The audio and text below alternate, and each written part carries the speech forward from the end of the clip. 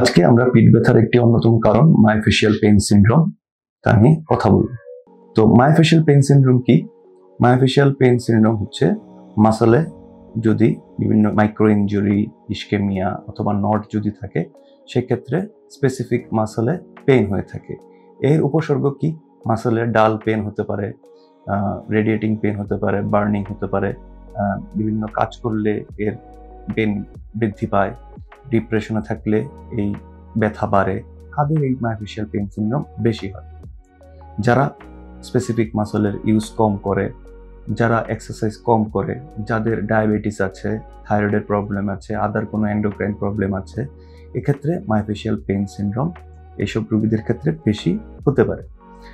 তো myofascial pain syndrome ডায়াগনোসিসের জন্য কোনো স্পেসিফিক টেস্ট নেই, এর ক্লিনিক্যাল ডায়াগনোসিস করতে হয়।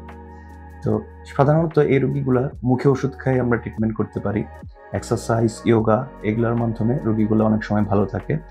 অনেক ক্ষেত্রে ইন্টারভেনশনের ক্ষেত্রে আমাদের ultrasound guided trigger point injection করা হয়ে থাকে, আল্ট্রাসাউন্ড গাইডেড ড্রাই নিডলিং করা হয়ে থাকে, কারণ ভেদে এবং ব্যথার জায়গা ভেদে scapular nerve block, dorsal scapular nerve block ইত্যাদি নার্ভ ব্লক করা হয়ে থাকে। ধন্যবাদ।